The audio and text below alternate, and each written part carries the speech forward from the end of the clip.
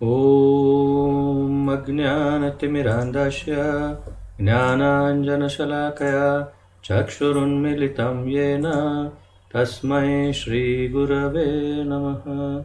श्रीचैतन्यमनोभीष्टं स्थापितं येन भूतले स्वयं रूपकदा मह्यं ददाति स्वपदान्तिकं। वन्देऽहं श्रीगुरुं श्रीयुतपदकमलं श्रीगुरून् वैष्णवांश्च श्रीरूपं साग्रजातं सहगण रघुनाथान्वितं तं सजीवं साद्वैतं सावधूतं परिजनसहितं कृष्णचैतन्यदेवं श्रीराधाकृष्णपादान् सहगण ललिता श्रीविशाखान्वितांश्च। हे कृष्ण करुणा सिन्धो दीनबन्धो जगत्पते गोपेश गोपिकान्त राधाकान्त नमोऽस्तुते। तप्त कांचन गौरांगी राधे वृंदावनेश्वरी वृषभानुसुते देवी प्रणमामि हरिप्रिये। वाञ्छाकल्पतरुभ्यश्च कृपा सिन्धुभ्य एव च पतितानां पावनेभ्यो वैष्णवेभ्यो नमो नमः। अनंतकोटि वैष्णववृंद की जय। नमः ओं विष्णुपादाय कृष्णप्रेष्ठाय भूतले श्रीमते जयपताका स्वामिन् इति नामिने। नमो आचार्यपादाय निताय कृपाप्रदायने गौरकथाधामदाय नगरग्रामतारिणे। नमः ओं विष्णुपादाय कृष्णप्रेष्ठाय भूतले श्रीमते भक्तिवेदांत स्वामिन् इति नामिने। नमस्ते सारस्वते देवे गौरवाणी प्रचारिणे निर्विशेषशून्यवादी पाश्चात्यदेशतारिणे। जय श्री कृष्ण चैतन्य प्रभु नित्यानंद श्री अद्वैत गदाधर श्रीवासादि गौर भक्त वृंद। हरे कृष्ण कृष्ण कृष्ण हरे हरे हरे राम राम राम हरे हरे। हरे कृष्ण कृष्ण कृष्ण हरे हरे हरे राम राम राम हरे हरे। हरे कृष्ण कृष्ण कृष्ण हरे हरे हरे राम राम राम हरे हरे।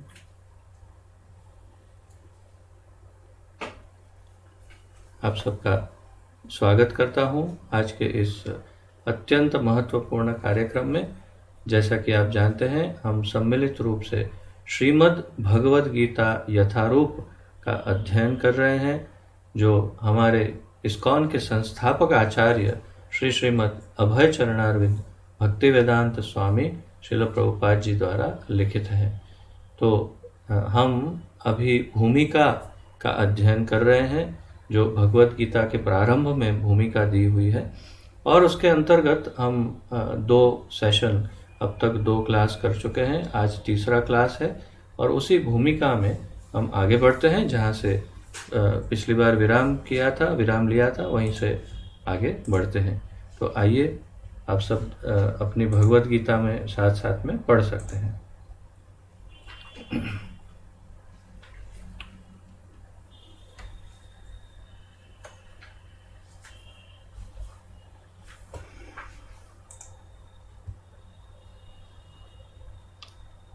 तो भगवद गीता क्या है? तो प्रभुपाद जी पूछ रहे हैं, भगवद गीता क्या है? ये प्रश्न आप सबको अवश्य हो सकता है।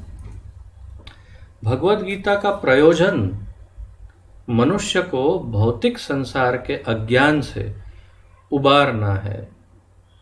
श्रीमद् भगवद गीता का यदि कोई प्रयोजन है, कुछ उसका हेतु है, उसका कोई उद्देश्य है, तो उसका प्रयोजन, उद्देश्य, हेतु ये है कि मनुष्य को भौतिक संसार के अज्ञान से उबारना है।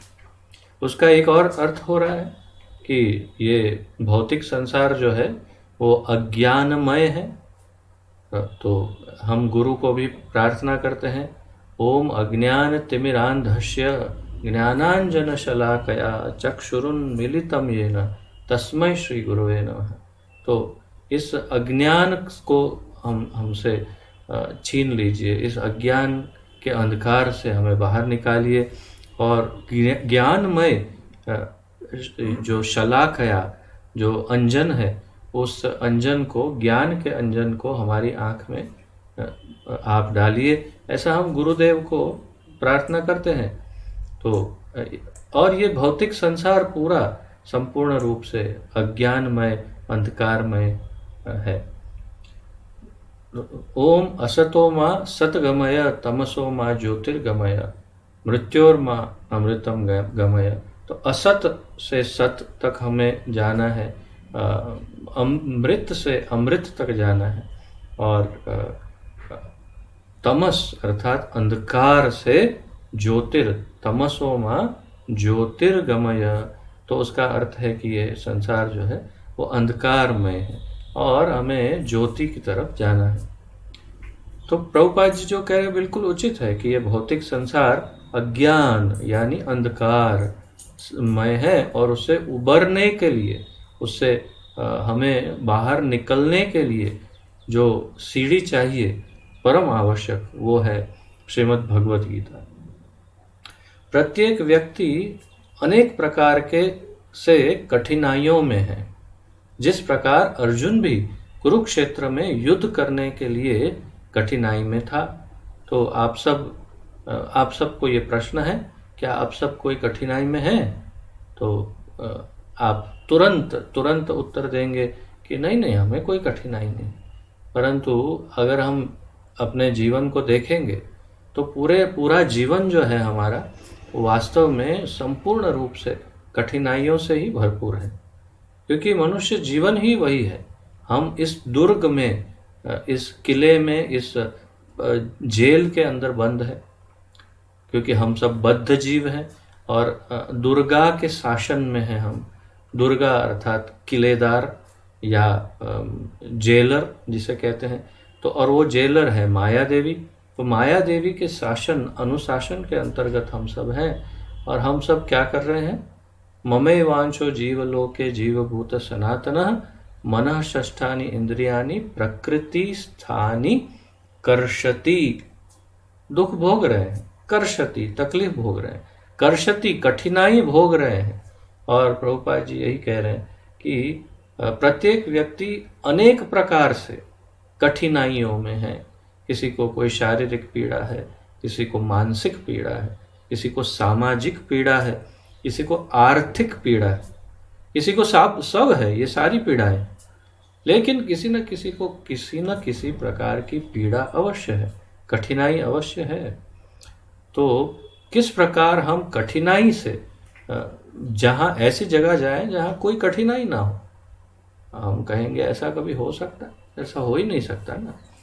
हमने तो कभी ऐसा एक पल देखा ही नहीं जीवन में कि जिसमें कोई कठिनाई ना हो। हर एक जगह पर, हर स्थान पर, हर समय, 24 घंटे 12 महीना पूरा जीवन कठिनाई देखी है। परंतु हम उस कुएं के मेंढक की तरह हैं, और हमें पता नहीं है कि जैसे सागर का मेंढक, फ्रॉग, सागर में से कुएं में आता है, और कुएं में जो दूसरा मेंढक है उस मेंढक को कहता है, अरे मैं तो सागर से आया हूँ, तुम जानते हो सागर बहुत बड़ा होता है। कुएं का मेंढक पूछता है कितना बड़ा होता है। अब वो सागर वाला मेंढक भी बता के कितना बताएगा कि कितना बड़ा होता है, कुएं से और कितना अधिक बड़ा हो सकता है, वो कैसे बताए? तो ये परेशानी है कि भाई हम इस भौतिक संसार में रहने के कारण हम लोग ये नहीं जानते हैं कि आध्यात्मिक संसार कितना बड़ा है, कितना कैसा है, उसमें क्या क्या सुविधाएं हैं, उसमें ऐसा क्या है जो इस संसार में नहीं है। तो इस संसार में क्या है? कष्ट है, कठिनाई है। उस संसार में क्या है? उस संसार को कहते हैं वैकुंठ। वैकुंठ अर्थात जिसमें कोई कुंठा ना हो। कुंठा अर्थात कठिनाई, तकलीफ, चिंताएं। तो हम कुएं में बैठे बैठे सागर के बारे में कल्पना नहीं कर सकते, और बिल्कुल वैसी परिस्थिति है। परंतु जो बाहर से सागर से आया हुआ मेंढक हमें बता तो सकता है कि देखो भाई ऐसा ऐसा होता है सागर, और हम बुद्धिशाली हैं तो हम समझ जाते हैं। तो ये श्रीमद् भगवद गीता हमें गुरुदेव दे रहे हैं, और श्रीमद् भगवद गीता जो है वो स्वयं भगवान की वाणी है। स्वयं भगवान बता रहे हैं और गुरुदेव हमें समझा रहे हैं कि एक ऐसा स्थान है भाई कि जहाँ पर कोई चिंता नहीं, किसी भी प्रकार की चिंता नहीं है। उसे वैकुंठ कहते हैं। वहाँ जाओ तो वहाँ पर किसी भी प्रकार की, न खाने पीने की, न आराम की, किसी न पढ़ाई लिखाई की, न नौकरी धंधा, कुछ भी, किसी भी प्रकार की कोई चिंता नहीं। संपूर्ण रूप से वहाँ पर हम श्री भगवान के ऊपर आश्रित होकर रहें और बड़े आनंद से, मौज से रह सकते हैं। तो प्रभुपाद जी यही कह रहे हैं कि हर एक व्यक्ति किसी न किसी प्रकार की कठिनाई में है। जिस प्रकार अर्जुन भी कुरुक्षेत्र में युद्ध करने के लिए कठिनाई में था, तो युद्ध करने के लिए अर्जुन चला तो गया युद्ध मैदान में, परंतु उसने देखा कि वो मेरे इतने सारे संबंधी हैं यहाँ पर, और इतने सारे मेरे अपने हैं, उनको मैं कैसे मारूं। और फिर वही चिंता और मोह में, वो कठिनाई में आ गया। अब क्या करूं, क्या सही है क्या गलत है।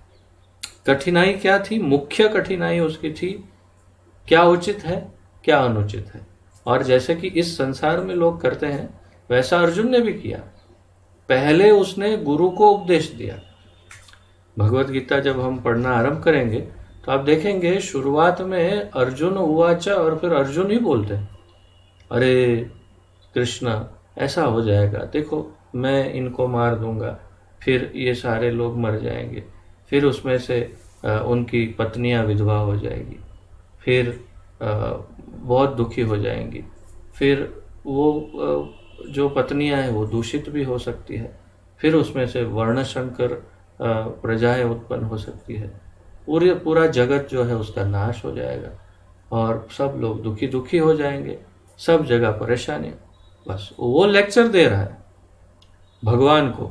और फिर भगवान कहते हैं सोच्यानन्व असोचस्त्वम, तो तू बहुत ज़्यादा प्रज्ञावादांश भाष्य से, तो तू बहुत बड़ा पंडित हो ऐसे तू बोल रहा है, लेकिन तुझे क्या ज्ञान है भाई, तू जीवात्मा है, मैं परमात्मा हूँ। और फिर उसे पूरा आत्मज्ञान भगवत गीता में भगवान प्रस्तुत करते हैं। तब फिर अंत में उसकी आंखें खुलती है और अर्जुन कहता है, ओ नष्टो मोह स्मृतिर्लब्ध्वा करिष्ये वचनम तव। अब मेरा भ्रम टूट गया और मेरी मेमोरी जो है, स्मृति, वो पुनः वापस आ गई, और अब जो तुम कहोगे वैसा ही मैं करूँगा कृष्ण, क्योंकि तुम तो भगवान हो। परंतु जैसे शुरुआत में जो कठिनाई में लोग होते हैं, वो स्वयं ही पंडित होते हैं, उनके पास बहुत सारा सॉल्यूशन होता है। आप किसी भी व्यक्ति के पास जाके बैठो, किसी भी, कोई भी मार्केट में जाओ, किसी के भी पास जाके उसका हाथ पकड़ के बैठो कि मुझे थोड़ी कठिनाई है, मैं कुछ तुमसे पूछना चाहता हूँ, एक कम से कम 1 घंटा लेक्चर देगा वो आप कि अरे देख मैं तुझे बताता हूँ क्या करना है क्या नहीं, ये है वो है। और फिर उसका जब लेक्चर खत्म हो जाए, तब ऐसे सुनो, लेक्चर खत्म हो जाए फिर उसको पूछो तुझे कुछ कठिनाई है। हाँ है तो सही लेकिन हो जाता है सब। अच्छा क्या क्या कठिनाई जरा बताना, और कैसे कैसे सॉल्व किया तूने अपनी कठिनाइयों को, जरा बोलना। फिर वो बोलेगा, फिर आप बताओगे नहीं लेकिन इसमें कुछ सॉल्यूशन तो नहीं दिख रहा है, तो फंसा हुआ है अभी भी अंदर, तो फिर मुझे क्यों उपदेश दे रहा है नहीं, तू आया ना मेरे पास इसीलिए मैंने उपदेश दिया, मैंने कहाँ बोला कि मैं उसमें से बाहर निकला। यही पूरे संसार में चल रहा है। अंधा यथा अंधेव रीतियमाना। तो जैसे कोई अंध व्यक्ति किसी अंध को, दूसरे अंध को अपना हाथ पकड़ करके बोलता है चल मैं तुझे रास्ता दिखाता हूँ, भागवत का ये श्लोक है, अंधा यथा अंधेव। तो जैसा एक अंधा अंधे को हाथ पकड़ के कहता है चल मैं रास्ता दिखाता हूँ, फिर क्या होता है, दोनों एक साथ खड्डे में गिरते हैं, एक साथ ही। वैसा, बिल्कुल वैसा ही ये संसार के लोग खुद कठिनाई में हैं, दूसरों को उपदेश देते हैं। परंतु प्रयास नहीं कर रहे हैं कि मुझे बाहर निकलना है, और वास्तविक प्रयास नहीं करते। क्या करते हैं? किसी देवी की या बाबा की, नाना दादा मामा जो भी हो, किसी न किसी की कोई मन्नत रखते हैं। 7 नारियल फोड़ूंगा जोर जोर से, और क्या कर सकते हैं? हाँ, एक आधा दिन उपवास रख लूंगा तुम्हारे लिए, लेकिन मेरा ये प्रॉब्लम सॉल्व कर दो बस। अच्छा, 51 रुपया रखूंगा, 51 रुपया अंदर रखूंगा दान पेटी में, हाँ मेरा ये प्रॉब्लम सॉल्व कर दो। हाँ, और फिर वो देवता या देवी या बाबा, नाना, मामा जो भी है, वो हंसता है, बोलता है मैं ही मिला था तुझे मूर्ख बनाने के लिए, तू और डबल भोग जा, मैं तेरा प्रॉब्लम डबल कर देता हूँ, जा। फिर क्या? तो यही चलता रहता है। लेकिन वास्तविक माध्यम भगवान के प्रति शरणागति और भगवत गीता का अध्ययन नहीं करना है।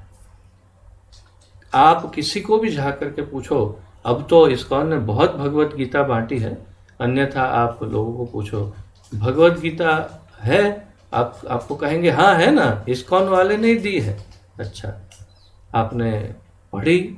बोलते हैं नहीं, उसमें लिखा है भगवत गीता यथारूप, तो हमने भगवत गीता को यथारूप रखा है, उसको हिलाया भी नहीं, as it is, Bhagavad Gita as it is, तो हम हिलाते नहीं उसको, ऐसे ही रखा है।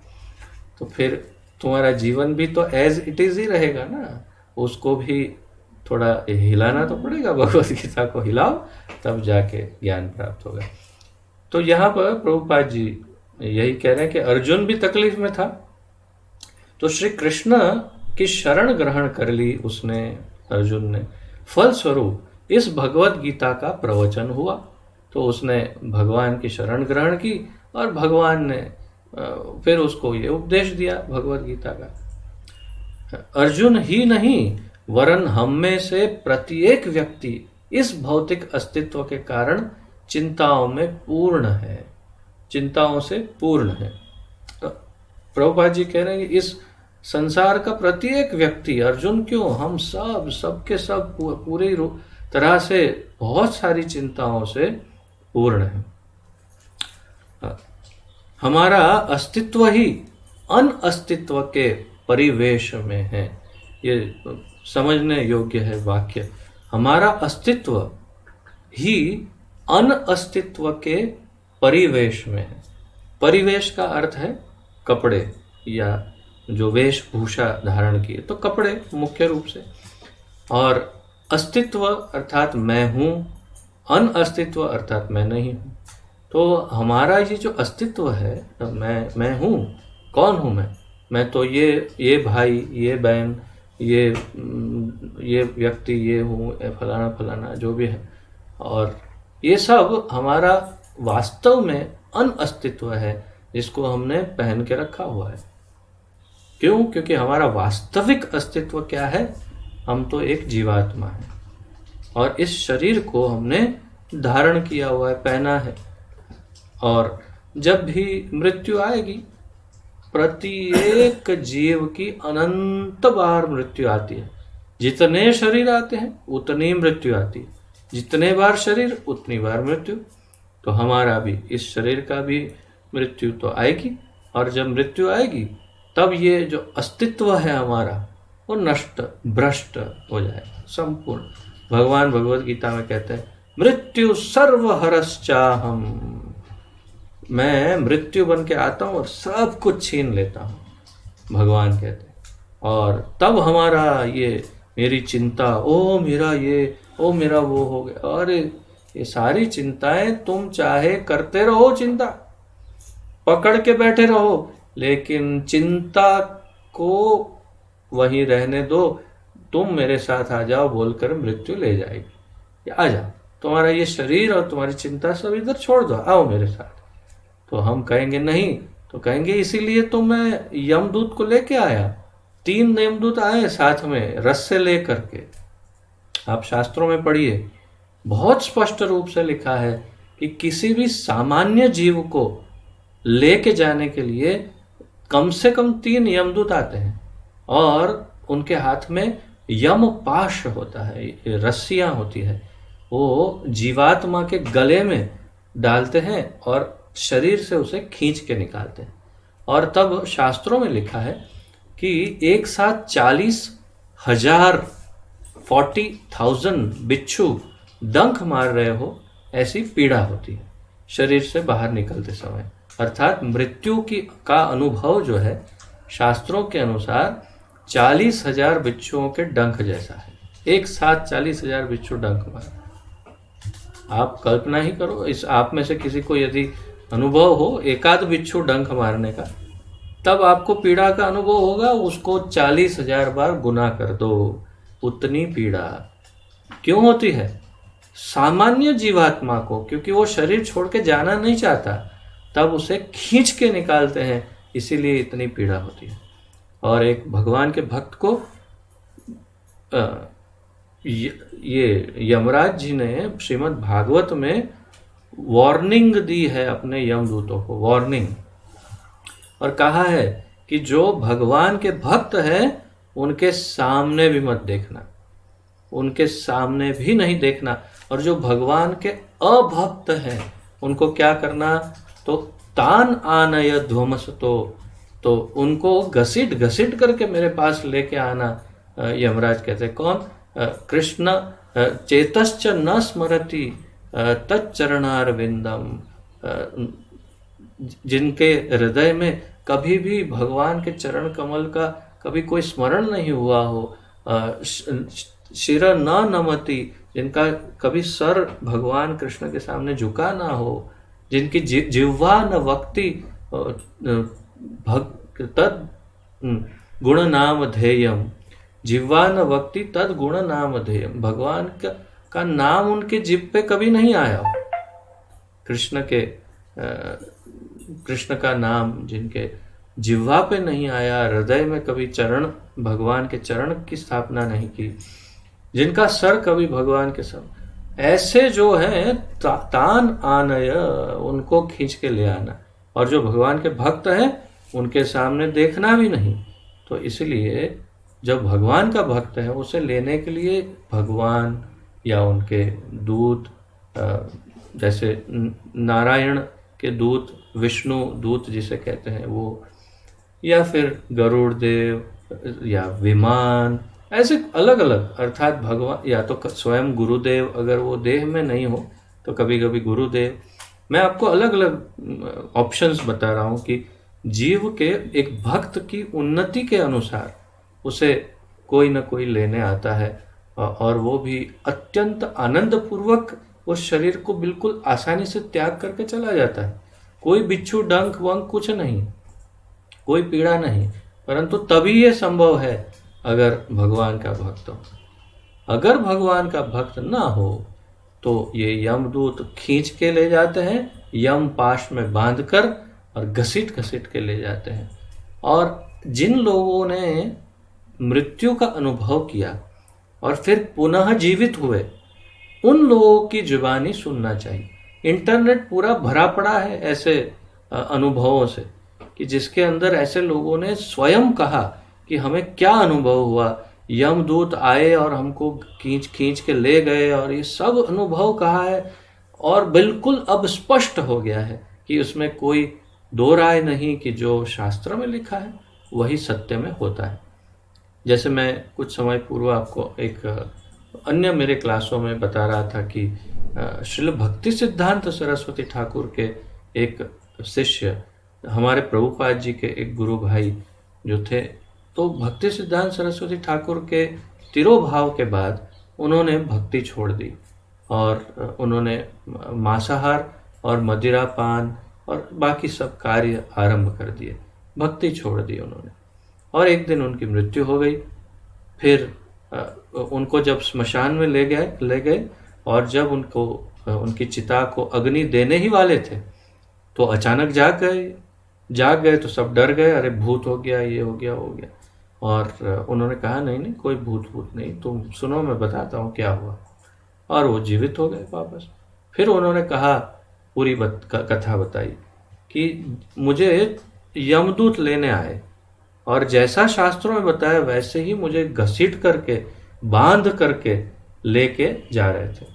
रास्ते में मुझे बहुत प्यास लगी, मैंने पानी मांगा तो उन्होंने मुझे एक कुआं जैसा कुछ था जिसमें पानी था, तो वो बताया कि यहाँ से पी लो। जैसे ही पीने के लिए मैं झुका तो मैंने देखा उसके अंदर मल मूत्र, उल्टी आदि ऐसी सब चीज़ें पड़ी हुई। मैंने कहा ये सब क्या है? तो उन्होंने कहा तुम्हारे लिए यही पीने के लिए, अब तुम बाकी का टाइम यही पीना है तुमको, क्योंकि तुम नरक के योग्य हो, तुमने ऐसे कार्य किए हैं, मांसाहार, मदिरा, पान, जुआ आदि ये सब, तो तुम्हें तो वही खाना पीना है। अभी आराम से अभी से प्रैक्टिस करो, स्टार्ट करो यहीं से प्रैक्टिस। फिर वो मुझे यमलोक ले गए, यमराज के सामने। यमराज ने मुझे पूछा, लाइन में खड़े थे बहुत सारे जीव, मेरा नंबर आया, यमराज ने पूछा कि तुमने कोई अच्छा कार्य किया है जीवन में? तो मैंने कहा कि एक अच्छा कार्य किया है, मैं श्रील भक्ति सिद्धांत सरस्वती ठाकुर गोस्वामी प्रभुपाद जी का शिष्य हूँ और पहले नाम जप करता था और सेवा करता था ठाकुर जी की। यमराज जी ने तुरंत स्मरण किया भक्ति सिद्धांत सरस्वती ठाकुर को और उसी क्षण श्रील सिद्धांत सरस्वती ठाकुर उनके सामने प्रकट हो गए। और फिर यमराज को कुछ कहने या उनके साथ कुछ चर्चा करने से पूर्व ही सिद्धांत सरस्वती ठाकुर ने सीधा ये शिष्य को कहा, पहले बहुत डांटा और फिर उसको कहा कि जाओ, मैं तुम्हें आदेश देता हूँ, एक और चांस दे रहा हूँ तुमको। देखो, यमराज से भी ओवरटेक करके, यमराज की जो सत्ता है उसको ओवरटेक कर दिया है गुरु ने, और सीधा डायरेक्ट मैसेज दे रहे हैं और उनको सीधा इंस्ट्रक्शन दिया कि जाओ तुम वापस, और वहाँ पर भक्ति दैत स्वामी महाराज हैं मेरे शिष्य जो सन्यासी हैं, और उनके शरण में जाओ, फिर से उनसे दीक्षा लेना और फिर भजन क्रिया को आरंभ करो, तब फिर तुम वापस आना, तब तुम्हारी मुक्ति होगी। यमराज जी ने कुछ नहीं कहा और बस इतना बोलते ही तुरंत वे कहते हैं, उसके बाद मुझे बस मैं देखता हूँ कि मैं ये चिता पर लेटा हूँ। ये उन्होंने अपने हाथों से लिखी हुई ये बात है। और फिर उन्होंने सीधा भक्ति से ये दैत्य स्वामी महाराज जो थे उनके पास गए और उनकी दीक्षा ली, कई वर्षों तक भजन क्रिया की बहुत शुद्ध रूप से, और फिर हम समझ सकते हैं कि उनकी कैसी गति हुई होगी। तो ये तो प्रत्यक्ष कथा है जो उन्होंने अपनी जुबानी कही है, और वो भी कोई थोड़ी देर बेहोश हो गया ऐसी नहीं बात है। मृत जाहिर हुए, मेडिकल सर्टिफिकेट मिला और उनको चिता पे लिटा दिया, जब अग्निदाह देने वाले थे तब जागे और फिर उन्होंने ये कथा बताई। इसमें से कितना हम झूठ समझ सकते हैं? शास्त्रों में जो लिखा है अक्षरशः बिल्कुल सत्य है। केवल ठाकुर जी और उनके शुद्ध भक्तों के जो शरणागत जीव हैं उन्हीं को मुक्ति प्राप्त हो सकती है, अन्यथा ये सारी पीड़ाएं, वो जो बीच में पानी मांगा था वैसा पानी, आप सोच सकते हैं ऐसा पानी अगर मिल जाए तो क्या होता है। तो इसलिए सब छोड़ देना चाहिए, 4 नियम के चुस्त पालन करना चाहिए, चाय छोड़ देनी चाहिए। हमारे प्यारे प्यारे राजेश प्रभु हंसने लगे हैं। तो अब ये सब छोड़ के जब हम शुद्ध भजन क्रिया में लग जाएंगे तभी ठाकुर जी की कृपा मिलेगी। तो ये वापस पुनः भगवत गीता पर आते हैं। तो इस भौतिक अस्तित्व के कारण सब हम चिंताओं में हैं। हमारा अस्तित्व ही अनअस्तित्व के परिवेश में है। वस्तुतः हम अनअस्तित्व से भयभीत होने के लिए नहीं है, पर हम ये कैसे हम मर जाएंगे एक दिन, ओह क्या होगा, तो उसके भय में हम डर डर के आधे मरने के लिए नहीं है। हमारे जीवन का उद्देश्य क्या है? सामान्य जीव को पूछो, किसी भी बड़ा आपका जो सेठ हो ये वो, किसी को पूछो जाके, तुम जानते हो सब मरते हैं? तो बोलेगा हाँ जानता हूँ, मैं भी मरूंगा एक दिन। वो एकदम आसानी से कहेगा। लेकिन क्या कर सकते हैं, मरना तो सबको है। अर्थात उसने इस बात को स्वीकार कर लिया है, मरना है लेकिन अभी जितना करना है भोग कर लो। कल किसने देखा है मरने के बाद क्या होता है। हमारे एक पूर्वज, एक अर्थात इस भारत भूमि पर एक ऋषि थे, चारवाक मुनि। बहुत भयानक उन्होंने उपदेश दिए हैं। ऋणम कृत्वा घृतम पिबेत, मतलब तुम यहाँ वहाँ से उधार ले लो पैसे और घी पियो, घी पी के रहो आराम से मस्त एकदम। और भस्मीभूतस्य देहस्य कुतो पुनरागमनो भवेत, एक बार शरीर भस्मीभूत हो गया तो कहाँ वापस आना है, किसको पता है कहाँ जन्म लेंगे क्या नहीं लेंगे, जो होगा देखा जाएगा। अभी तो ऋणम कृत्वा घृतम पिबेत, बस घी पियो मस्त करो, और पैसा नहीं है कोई बात नहीं उधार ले लो।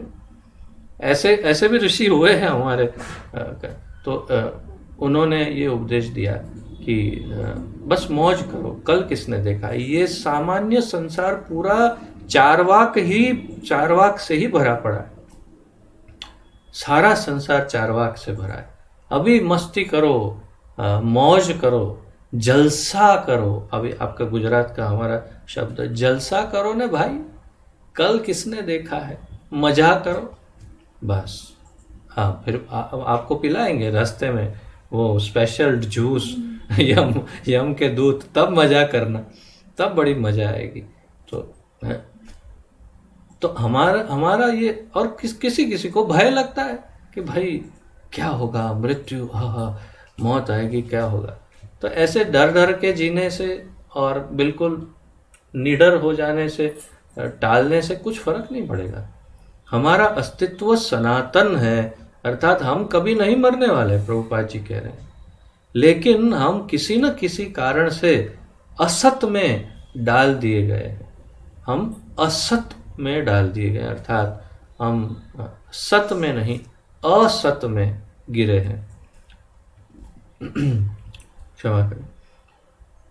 तो मैंने पहले ही कहा असतो मा सत गमय, तो ये असत है पूरा संसार, उसमें हम डाल दिए गए। क्या अर्थ है कि हम मूल रूप से असत नहीं है, हम बहुत ही शुद्ध, शांत और आनंदमय है।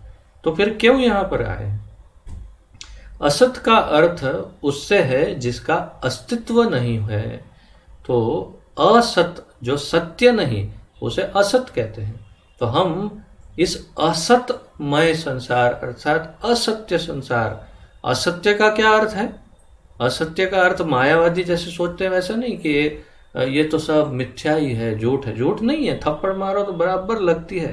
तो ये असत नहीं है, मतलब असत्य नहीं, अर्थात आपका अस्तित्व सत्य नहीं। अर्थात आप अपने आप को जो शरीर मानते हो, वो शरीर आप नहीं हो भाई। आपका ये शरीर कपड़ा है जो आपने पहना है, कर्म फिनिश, ये शरीर फिनिश, फिर नए कर्मों के अनुसार नया शरीर।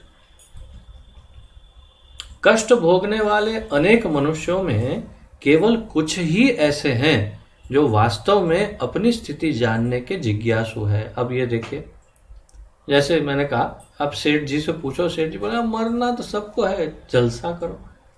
कुछ लोग सोचते हैं नहीं, मरना मुझे अच्छा तो नहीं लगता, लेकिन क्या ऐसा हो सकता है कि हम मृत्यु से बच सकते हैं? क्या ऐसा हो सकता है कि मृत्यु हमारी आसान हो जाए और हम मृत्यु के बाद फिर कभी जन्म ही नहीं लेना पड़े? हाँ, इसे कहते हैं ब्रह्म जिज्ञासा। और कुछ ही लोग ऐसा सोचते हैं। जैसे भगवत गीता में आगे भगवान बताएंगे जब हम स्टडी करेंगे, मनुष्याणाम सहस्रेषु कश्चिद यतति सिद्धये।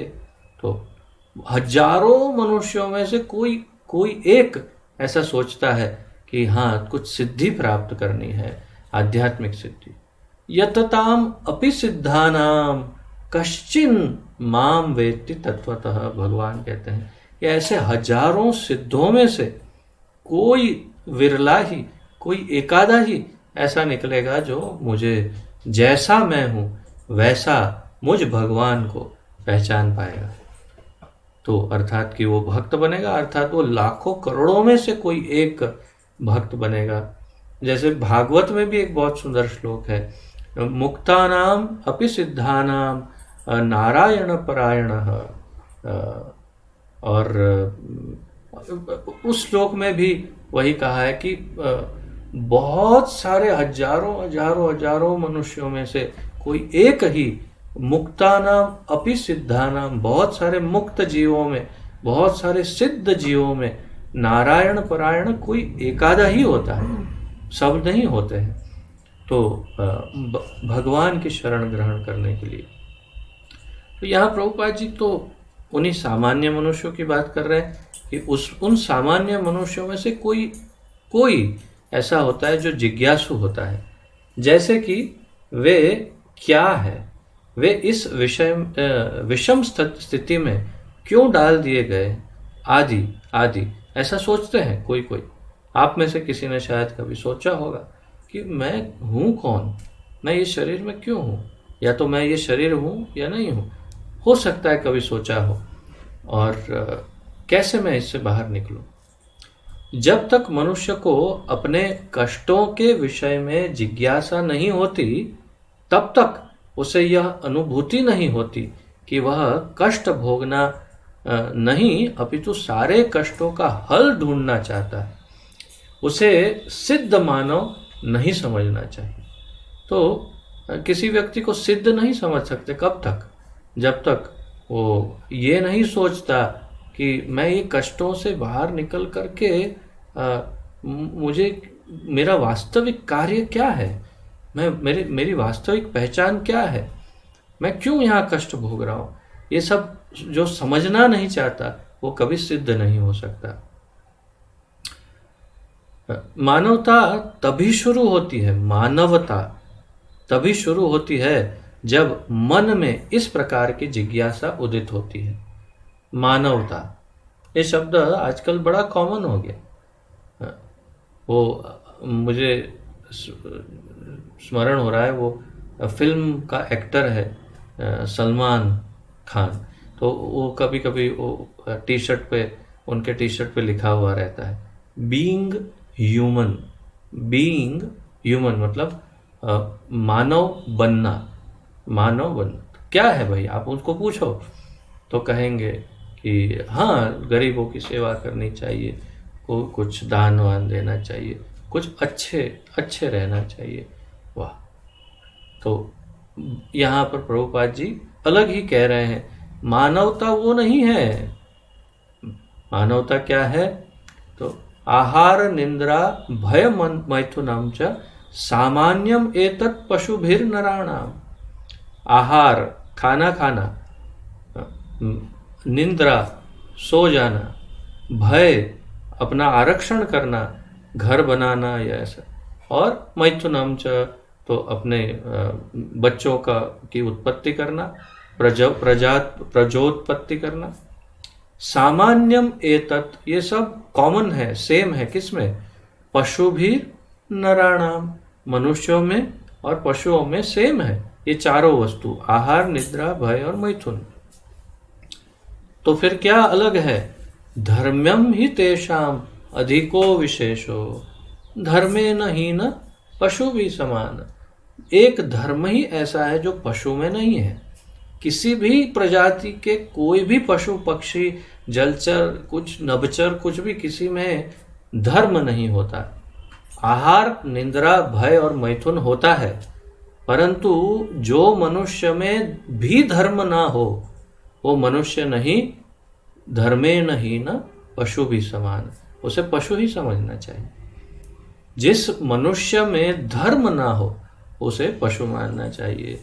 तो इसलिए ये जिज्ञासा अत्यंत महत्वपूर्ण है कि भाई मैं कौन हूँ, कहाँ से आया हूँ, मेरा कोई भगवान जैसा कुछ है कि नहीं, मेरा भगवान से क्या संबंध है, क्या मैं ही भगवान हूँ, क्या है ये सत्य, क्या है, इस सृष्टि की रचना कैसे हुई, कौन बनाता है इस सृष्टि को, कैसे चलती है सृष्टि, ये सब ब्रह्म जिज्ञासा है। अगर ये सब ना हो तो हम पशु ही है। अब आप समझ गए होंगे कि आपके आसपास रहने वाले द्विपाद पशु कितने सारे हैं, दो पैरों वाले कितने पशु घूम रहे हैं आपके आजू बाजू में, आप अब समझ गए होंगे। तो कम से कम दो चीजें करना है। पहले तो स्वयं को पशु नहीं बनने देना, और दूसरे जो पशुवत जीवन जी रहे हैं उनको भी मार्गदर्शन देना, निकालना है इसमें से कि भाई निकलो यार, कब तक इस तरह से पशु जैसा जीवन, आहार निद्रा भय मैथुन, आहार निद्रा भय मैथुन, कब तक जीते रहोगे। बाहर निकलो, पूछो तुम कौन हो, क्यों आए हो, इसमें कहाँ क्यों फंसे हो। तो ये भी आप ही का कार्य है कि आपको सभी को मार्गदर्शन देना चाहिए। आगे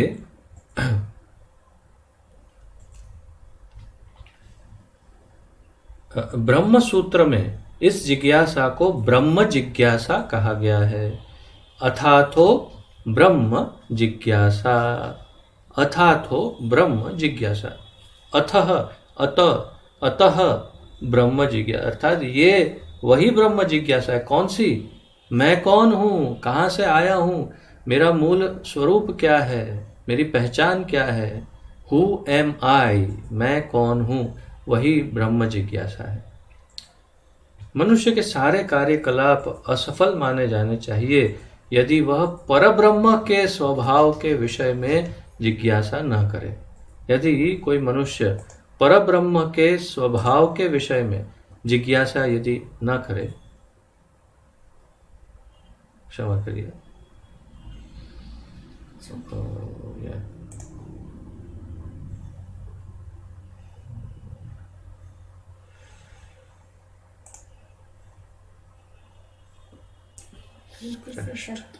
क्रैश्ड, ये भी बंद नहीं हो रहा है।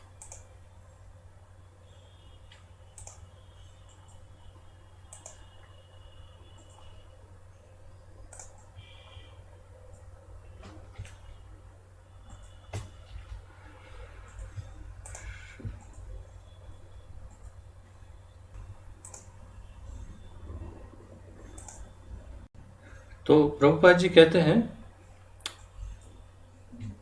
अथातो ब्रह्म जिज्ञासा, ये है ब्रह्म सूत्र का वाक्य।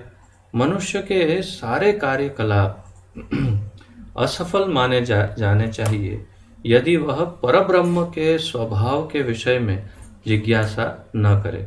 यदि कोई मनुष्य भगवान परब्रह्म के स्वभाव के विषय में यदि कोई जिज्ञासा न करे, उत्कंठा, जिज्ञासा, तो उसे असफल मानना चाहिए।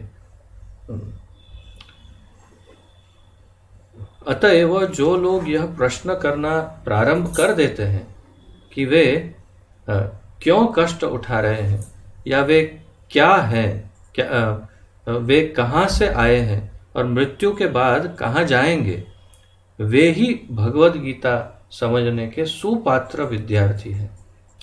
भगवद गीता कौन समझ सकता है, या कौन उसका सुपात्र विद्यार्थी है भगवद गीता समझने का, इस बात की चर्चा यहाँ पर प्रभुपाद जी कर रहे हैं। सुपात्र विद्यार्थी अर्थात जो भगवद गीता समझने के योग्य व्यक्ति, सुपात्र विद्यार्थी। कुपात्र विद्यार्थी अर्थात जो भगवद गीता समझने के योग्य नहीं है, उसे कुपात्र विद्यार्थी। तो सुपात्र कौन है विद्यार्थी? जो लोग यह प्रश्न करना प्रारंभ कर देते हैं कि वे क्यों कष्ट उठा रहे हैं, या वे कहाँ से आए हैं और मृत्यु के बाद कहाँ जाएंगे, वे ही भगवद गीता समझने के सुपात्र विद्यार्थी हैं। वही भगवद गीता समझ सकते हैं। निष्ठावान विद्यार्थी में भगवान के प्रति आदर भाव भी होना चाहिए। तो निष्ठावान जो विद्यार्थी है उसके अंदर भगवान के प्रति आदर भाव होना जरूरी है। अर्जुन ऐसा ही विद्यार्थी था। अर्जुन भी ऐसा ही विद्यार्थी था। कैसा? निष्ठावान, जिसको भगवान के प्रति आदर भाव है। जब मनुष्य जीवन के वास्तविक उद्देश्य को भूल जाता है तो भगवान कृष्ण विशेष रूप से उसी उद्देश्य की पुनर्स्थापना के लिए अवतार लेते हैं। जब भी कभी कोई मनुष्य यदि अपने जीवन के मूल उद्देश्य को भूल जाता है तब भगवान अवतरण करके उसे समझाने के लिए आते हैं कि भाई तू भूल गया, याद कर तू क्यों यहाँ आया है, तेरा मूल उद्देश्य क्या है। जैसे उदाहरण की किसी को जेल की सज़ा हो जाती है, जेल में चला गया और सज़ा काट रहा है, 4-5 साल हो गए, फिर वो जेल को ही अपना घर समझ रहा है, यही मेरा घर है, यही मेरा परिवार है, ये सब मेरे मित्र, यही मेरे अपने सगे संबंधी है। तब फिर जेलर उसे कहता है, जेलर या सरकारी व्यक्ति बाहर से आता है और कहता है, जेलर तो नहीं कहता उसे, बाहर से व्यक्ति आता है और कहता है कि भाई तू कौन है, जानता है? नहीं। फिर वो भी तब भी नहीं समझता, तब फिर कभी कभी स्वयं प्रधानमंत्री आते हैं और सभी कैदियों के सामने बैठ के उनको समझाते हैं कि देखो भाई, तुम लोग अभी सुधरो, तुम अपने अपने पत्नी, परिवार, बच्चे सबको भूल गए, जाओ, वही तुम्हारा असली घर है, तुम यहाँ पर केवल सज़ा भोग रहे हो, जल्दी जल्दी सज़ा समाप्त करो और फिर अपने अपने घर चले जाओ। उसमें से कोई कैदी कहेगा, नहीं नहीं, मुझे तो अब यहीं रहना है हमेशा के लिए, आप मेरी सज़ा बढ़ा दो। तो प्रधानमंत्री जी कहेंगे, तुम्हारे कहने से कुछ नहीं होता, तुम्हारी सज़ा जब समाप्त होगी तुमको यहाँ से जाना ही पड़ेगा। तो ऐसे सब समझाने के लिए, ये तो एक सामान्य उदाहरण दे रहा हूँ मैं, परंतु भगवान इसी प्रकार आते हैं, बार बार हमें समझाते हैं कि ये तुम्हारा वास्तविक घर नहीं, ये तुम जो शरीर है वो तुम्हारा ओरिजिनल शरीर नहीं है, तुम्हारा स्वरूप, मूल रूप जो है वो कुछ और है, और तुम अपने स्वरूप को पहचानो, इस शरीर को स्व समझने की भूल छोड़ दो और अपना कल्याण करो, अपने परिवार का, समाज का कल्याण करो, भक्त बन जाओ और मुक्त हो जाओ। तो जब मनुष्य जीवन के वास्तविक उद्देश्य को भूल जाता है तो भगवान कृष्ण विशेष रूप से उसी उद्देश्य की पुनर्स्थापना के लिए अवतार लेते हैं। तब भी असंख्य जागृत हुए लोगों में से कोई एक होता है जो वास्तव में अपनी स्थिति को जान पाता है। तो मनुष्याणाम सहस्रेषु यततामपि सिद्धानाम कश्चिन में माम वेत्ति तत्वतः। तो कोई उसमें से कोई ही ऐसा है जो भगवान को समझ पाता है, और यह भगवत गीता उसी के लिए कही गई है, प्रभुपाद जी कह रहे हैं। तो ऐसे जीव जो अपनी मुक्ति का प्रयास कर रहे हैं, उन्हीं के लिए ये भगवत गीता कही गई है। वस्तुतः हम सभी अविद्या रूपी बाघिन अर्थात बाघ, शेर, टाइगर, और बाघिन अर्थात टाइग्रेस, तो हम सब अविद्या रूपी बाघिन के द्वारा निगल लिए गए हैं। हम सबको अविद्या ने निगल लिया है, लेकिन भगवान जीवों पर, विशेषतया मनुष्यों पर कृपालु है। भगवान कृपा करके आते हैं, हमें धर्म संस्थापनार्थाय संभवामि युगे युगे। तो धर्म की संस्थापना करने और हमें समझाने कि हमारा मूल स्वरूप क्या है, भगवान आते हैं। इसी उद्देश्य से उन्होंने अपने मित्र अर्जुन को अपना शिष्य बनाकर भगवत गीता का प्रवचन किया। तो भगवान ने अपने मित्र को अपना शिष्य बनाकर उनको ये गीता का ज्ञान दिया और कहा कि भक्तोसी में सखा चेती, तू मेरा भक्त भी है और मेरा मित्र भी है, इसीलिए मैं ये गुह्य ज्ञान तुम्हें दे रहा हूँ। भगवान कृष्ण का साथी होने के कारण अर्जुन समस्त अज्ञान, अविद्या से मुक्त था, लेकिन कुरुक्षेत्र के युद्ध स्थल में उसे अज्ञान में डाल दिया गया ताकि वह भगवान कृष्ण से जीवन की समस्याओं के विषय में प्रश्न कर सके, भगवान उनकी व्याख्या भावी पीढ़ियों के मनुष्य के लिए, मनुष्यों के लाभ के लिए कर दें और जीवन की योजना का निर्धारण कर दें। ये प्लान कैसा? दिव्य प्लान भगवान का। अर्जुन तो नित्य मुक्त है, भगवान का साथी है, फ्रेंड है, तो उसे क्या परेशानी। परंतु योग माया के द्वारा भगवान ने ऐसी स्थिति सर्जन की कि अर्जुन को भी कन्फ्यूजन हो गया, ये करूं कि ये करूं कि ये करूं, नहीं करूं कि क्या करूं। और भगवान को उसने पूछा और भगवान ने पूरे संसार के कल्याण के लिए, हमारे कल्याण के लिए भगवत गीता कही।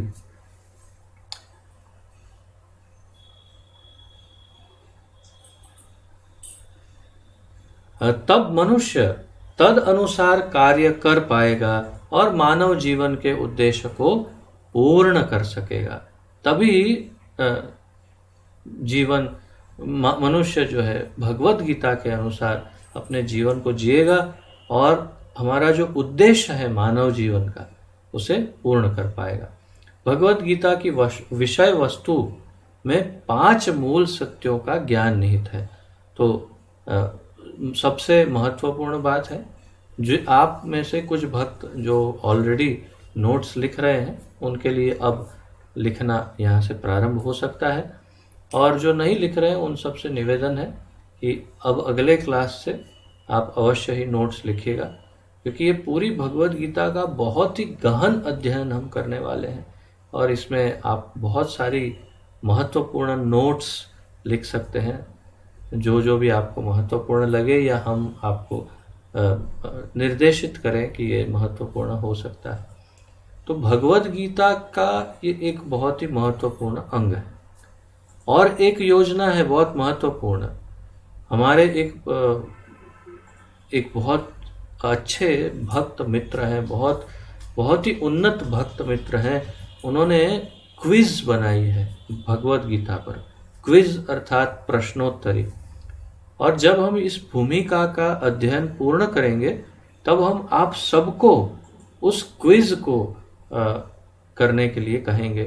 तो आपके हाथ में भगवत गीता होगी और आप उन प्रश्नों के उत्तर देंगे और आपका उसमें से मार्किंग किया जाएगा कि किसने किस तरह से इसका उत्तर दिया है। उनमें ये प्रश्नों के उत्तर में ये सब आपको काम लगेगा। तो इसलिए आप अभी से यदि नोट्स बनाएंगे तो तब बड़ा आसानी से आप उनके उत्तर ढूंढ पाएंगे। तो मेरा ये निवेदन रहेगा कि बहुत सीरियसली, गंभीरता से, केवल टाइम पास के लिए भगवत गीता का अध्ययन न करें, ये क्लास अटेंड करें बहुत सीरियसली और नोट्स बनाएं, ताकि हम वो क्विज आपको जब दें तब आप उसमें उत्तीर्ण हो पाए और अपने जीवन को उसका उद्धार कर पाए। तो भगवत गीता में 5 मूल सत्यों का ज्ञान निहित है। भगवत गीता में 5 सत्य है। तो अब थोड़ा सा अध्ययन करेंगे फिर विराम लेते हैं। सर्वप्रथम ईश्वर के विज्ञान की और फिर जीवों के स्वरूप स्थिति की विवेचना की गई है। तो पहले 2 विषय क्या है? ईश्वर और फिर जीव, और फिर उनके संबंध के विषय में। तो ईश्वर का विज्ञान और फिर जीवों की स्वरूप स्थिति। तो भगवान कौन है वो एक विषय है भगवत गीता में। जीव कौन है और जीव का मूल स्वरूप क्या है? ईश्वर है जिसका अर्थ नियंता है। तो ईश्वर का अर्थ भगवत गीता में नियंता बताया, और जीव है जो नियंत्रित है। तो जो नियंत्रित है, एक नियंता और नियंत्रित, कंट्रोलर और कंट्रोल्ड, अर्थात एक है जो नियंत्रण कर रहा है, सब कंट्रोल कर रहा है, और एक है जो नियंत्रित हो रहा है। तो नियंत्रित जीवात्मा और नियंत्रण करने वाला नियंत्रक अर्थात भगवान, नियंता। यदि जीव यह कहे कि वह नियंत्रित नहीं अपितु स्वतंत्र है तो वह पागल है। प्रभुपाद जी कहते हैं।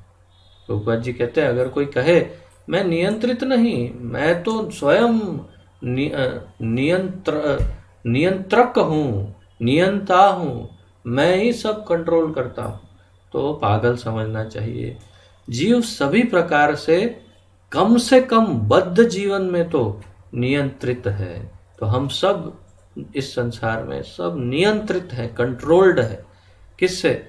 भगवान से तो है ही, परंतु इस भौतिक परिस्थिति से, सामाजिक परिस्थिति से, शारीरिक परिस्थिति से, दैविक परिस्थिति से, आधिदैविक अधिदैविक अर्थात जैसे ठंडी है, गर्मी है, ये है वो, सब प्राकृतिक परिस्थिति, सब तरह से हम नियंत्रित ही है।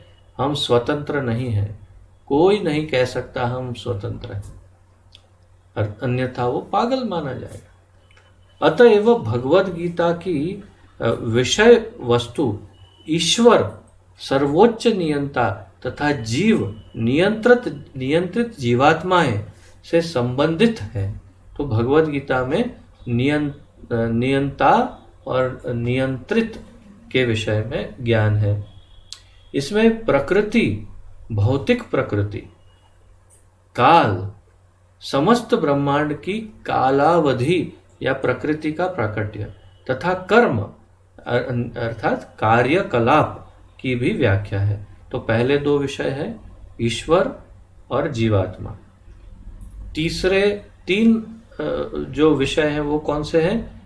प्रकृति, काल और कर्म। तो ईश्वर, जीव, प्रकृति, काल और कर्म, ये 5 विषयों का अध्ययन भगवद गीता में है। आशा है कि जैसे आप सब अभी मुझे देखते हैं, ऐसे नहीं देख करके अगले क्लास में नोट्स भी लिखेंगे साथ साथ में, क्योंकि आपके लिए ये सुनने से कुछ स्मरण नहीं रहेगा, ये निश्चय है। आप लिखेंगे, फिर पढ़ेंगे, स्टडी करेंगे, तभी याद रहेगा। तो अगली बार अवश्य नोट्स लिखेगा। प्रकृति, ईश्वर, जीव, प्रकृति, काल और कर्म, ये 5 विषय। यह दृश्य जगत विभिन्न कार्यकलापों से ओतप्रोत है। ये दृश्य जगत विभिन्न कार्यकलापों से, अलग अलग क्रियाओं से, कार्य से ओतप्रोत है, भरा हुआ है। सारे जीव भिन्न भिन्न कार्यों में लगे हुए हैं। सभी जीव कुछ न कुछ कार्य में लगे हुए हैं। भगवद गीता से हमें अवश्य सीखना चाहिए कि ईश्वर क्या है, जीव क्या है, प्रकृति क्या है, दृश्य जगत क्या है, यह काल समय द्वारा किस प्रकार नियंत्रित किया जाता है और जीवों के कार्यकलाप अर्थात कर्म क्या है। ये 5 विषय को भगवद गीता से अवश्य हमें सीखना चाहिए। भगवद गीता के इन 5 मूलभूत विषयों में से इसकी स्थापना की गई है कि भगवान अथवा कृष्ण अथवा ब्रह्म या परमात्मा अथवा परम नियंता, आप जो चाहे कह ले, सबसे श्रेष्ठ है। भगवद गीता में ये बात कही गई है कि सर्वश्रेष्ठ हमेशा भगवान ही है। जीव गुणों में परम नियंता के ही समान है। जीव पर भगवान के समान गुणों में हो सकता है, तात्विक गुणों में।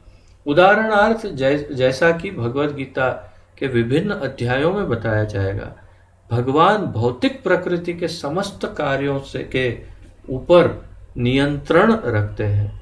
भगवान सब भौतिक प्रकृति के सब कार्यों के ऊपर नियंत्रण करते हैं, कंट्रोल। भौतिक प्रकृति स्वतंत्र नहीं है, ये प्रकृति भी स्वतंत्र नहीं है, वह परमेश्वर के निर्देश में कार्य करती है, भगवान के कंट्रोल में कार्य करती है। जैसा कि भगवान कृष्ण कहते हैं, मय्याध्यक्षेण प्रकृति सूयते सचराचरम। मयि अध्यक्षेण, मेरी अध्यक्षता में प्रकृति सूयते सचराचरम, सचर अचरम, तो सब चर और अचर सभी व्यक्तियों को कंट्रोल करने का या उनको जो भी व्यवस्था देने का कार्य प्रकृति मेरी अध्यक्षता में करती है, मैं उसे निर्देशन देता हूँ, वैसे ये कार्य माया या प्रकृति कार्य करती है। भौतिक प्रकृति मेरे निर्देशन में कार्य करती है।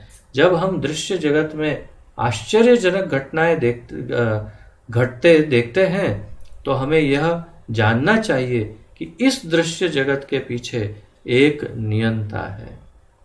हम ये भूल जाते हैं और हमें याद रखना चाहिए कि इस जगत के एक नियंता है। बिना नियंत्रण के किसी का प्रकट होना संभव नहीं। नियंता को न मानना बचपना है। उदाहरण अर्थ, एक बालक सोच सकता है कि मोटर कार अद्भुत होती है क्योंकि यह बिना घोड़े के या खींचने वाले पशु से चलती है।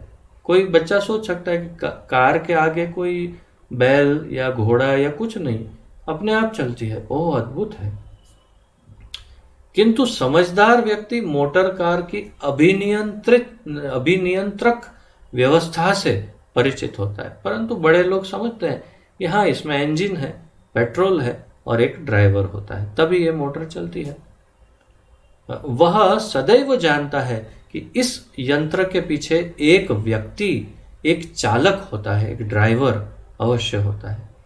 इस प्रकार परमेश्वर वह चालक है जिसके निर्देशन में सब कार्य हो रहा है। तो भगवान वही ड्राइवर है जो इस पूरी सृष्टि को चला रहे हैं। उनके बिना ये सृष्टि नहीं चल सकती। भगवान ने जीवों को अपने अंश रूप में स्वीकार किया है, जैसा कि हम अगले अध्यायों में देखेंगे। सोने का एक कण भी सोना है, समुद्र के जल की एक बूंद भी खारी होती है। इसी प्रकार हम जीव परम नियंता ईश्वर या भगवान श्री कृष्ण के अंश होने के कारण सूक्ष्म मात्रा में परमेश्वर के सभी गुणों से युक्त होते हैं। तो हम जैसे समुद्र की एक बूंद समुद्र जैसी ही होती है, परंतु समुद्र नहीं होती।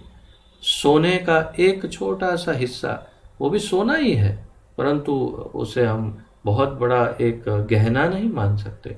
उसमें गुण वही है, परंतु बहुत छोटी मात्रा में।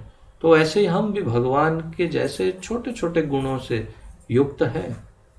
हम प्रकृति पर नियंत्रण करने का प्रयास कर रहे हैं, जैसा कि वर्तमान में हम अंतरिक्ष या ग्रहों को वश में करना चाहते हैं। और हमें नियंत्रण रखने की यह प्रवृत्ति इसलिए है क्योंकि यह कृष्ण में भी है। प्रभुपाद जी कई बार समझाते हैं कि आपके अंदर प्रेम है क्योंकि कृष्ण में है, आप में क्रोध है क्योंकि कृष्ण में है, आप में इच्छाएं हैं क्योंकि कृष्ण में है, आप कुछ कंट्रोल करना चाहते हैं, वो इच्छा इसलिए है क्योंकि कृष्ण में है।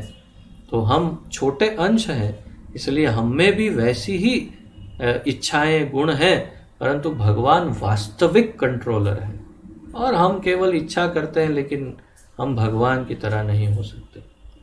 तो इसलिए प्रभुपाद जी यहाँ कह रहे हैं कि नियंत्रण की इच्छा हम में है क्योंकि भगवान में भी है और हम में भी वही इच्छा आई है। यद्यपि हम में भौतिक प्रकृति पर प्रभुत्व जमाने की प्रवृत्ति होती है, लेकिन हमें यह जानना चाहिए कि हम परम नियंता नहीं है। हमें बस इतना ही समझ लेना चाहिए कि हम परम नियंता नहीं है, हम नियंत्रित हैं। इसकी व्याख्या भगवत गीता में की गई है और इसकी व्याख्या भगवत गीता में बहुत अच्छे से की गई है कि हम नियंत्रित हैं, हम नियंता नहीं है, नियंत्रक नहीं है, हम डायरेक्टर कंट्रोलर नहीं है, हम कंट्रोल्ड है। तो इसी के साथ यहाँ विराम लेते हैं और अगले सप्ताह फिर इसी चर्चा को जारी रखेंगे। मैं एक बार ये भी सोच रहा था कि क्यों ना ये भगवत गीता के क्लास को बढ़ाया जाए। ये सप्ताह में एक बार तो बहुत स्लो स्पीड है, ऐसा मुझे लग रहा था। अब आप लोगों का क्या विचार है वो आप अवश्य प्रस्तुत करिएगा। तो अगर आप लोगों का उत्साह हो और इच्छा हो तो हम थोड़ा इसकी स्पीड बढ़ा सकते हैं, सप्ताह में 2 बार 3 बार ऐसा कुछ करके, तब फिर बहुत अधिक भगवत गीता का अध्ययन जल्दी से हो जाए। मुझे तो ऐसा लग रहा था कि ये रोज होना चाहिए, परंतु फिर मुझ पर ही कितना लोड आ जाएगा वो मैं सोच रहा था कि जो एक ग्रंथ वो भी कर रहे हैं, ये भी करेंगे, तो फिर कितना क्लास करूँगा मैं, और आप लोग भी कितना समय दे पाएंगे, ये भी एक प्रश्न है। तो इसलिए आपका अभिप्राय जो है वो व्हाट्सएप ग्रुप में आप वॉइस मैसेज के द्वारा या टाइप करके जैसे अनुकूल हो अवश्य दीजिएगा कि क्या करना है। भगवत गीता के क्लास पढ़ा सकते हैं और फिर दोनों क्लास करना है, हमारा भगवान श्री चैतन्य महाप्रभु का शिक्षामृत वो भी और ये भी, तो आप दोनों कर सकते हैं। कैसे कर सकते हैं, कौन से समय में, या सप्ताह में 2 बार भगवत गीता हो या 3 बार हो, ये सब अपने मत को आप वॉइस मैसेज द्वारा या किसी द्वारा टाइप करके व्हाट्सएप ग्रुप में शेयर करिएगा। तो किसी का कोई प्रश्न आदि है तो प्रस्तुत कर सकते हैं, अन्यथा फिर विराम लेंगे। किसी का कोई प्रश्न है? लालू प्रभु,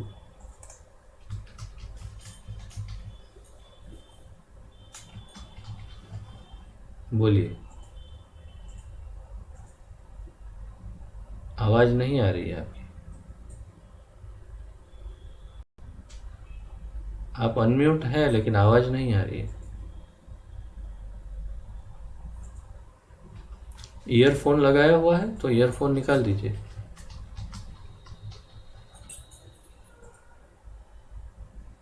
नहीं, आवाज नहीं आ रही है।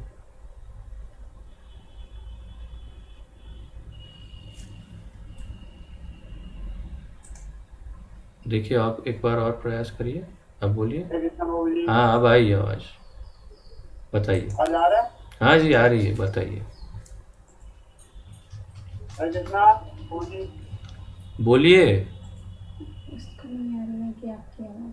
ओ जी, मैं ये पूछना चाहता हूँ कि आपने बताया जो जेलर में जो कैदी रहता है, जैसे उसको समझ में नहीं आता है कि हम लोग क्या है, जैसे जो जो रास्ते में जो भिखारी होता है वो भी ये सोचता है कि हम हैं, ये दुख कष्ट तो अच्छा नहीं दिखा सकता है ना, उसको लोग भी भगवान को भी जान नहीं सकता है ना कि भाई मैं तो ऐसा ही भिखारी हूँ, मेरा भी आदमी यही इसमें ही जी सकता हूँ, यही अच्छा पूरा सा वही समझता है वो लोग। आप केवल भिखारी के बारे में सोच रहे हैं?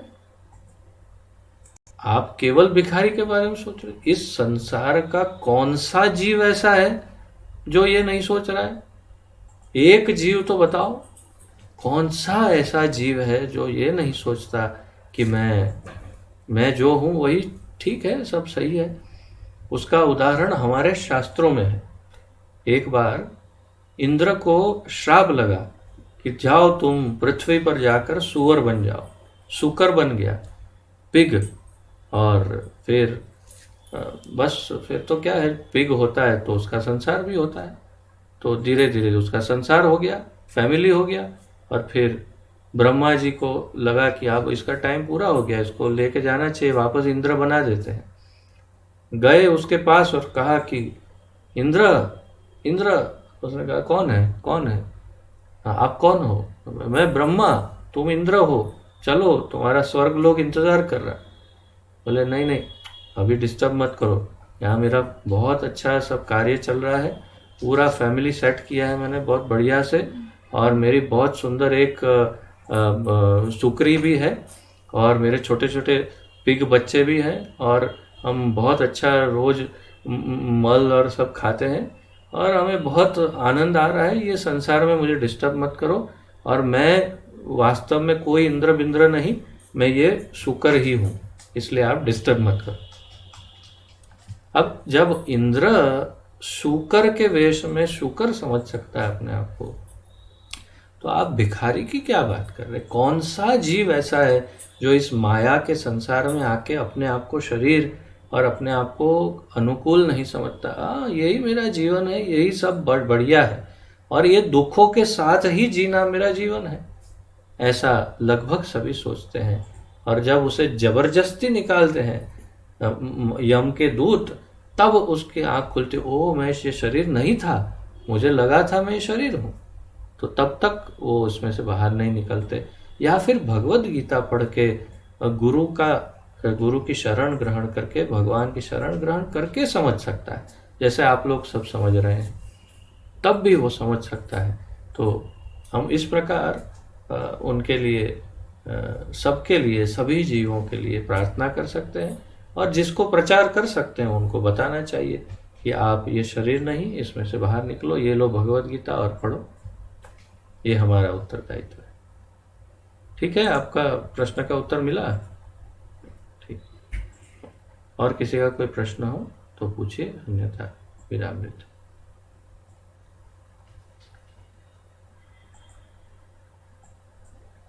ठीक है, तो आज यहाँ पर ही विराम लेते हैं। थोड़ी देर हो गई, उसके लिए क्षमा चाहता हूँ। आज बहुत सारी टेक्निकल तकलीफ़ें आई। अगली बार प्रयास करूँगा एकदम ठीक 5:30 बजे क्लास आरंभ करेंगे। और मतलब मैं 5:30 बजे आरंभ करूँगा। तब तक आप लोग सब कीर्तन करिएगा अगली बार। और उससे पहले हम चर्चा भी करेंगे कि क्लास अधिक बढ़ाना है कि नहीं भगवत गीता। और इस क्लास के बाद जो हमारी कोर कमेटी है वो मेंबर्स रहिएगा, थोड़ी बहुत चर्चा करेंगे और फिर क्लास मतलब सब आप अपना कार्य करने जा सकते हैं। तो आइए प्रणति निवेदन करते हैं और क्लास समाप्त करते हैं। पतित पावन श्रील प्रभुपाद की जय, पतित पावन गुरुदेव की जय, निताय गौर प्रेमानंदे, हरि हरि बोल। आप सबको कोटि कोटि प्रणाम और आप सबका बहुत बहुत धन्यवाद। हरे कृष्ण।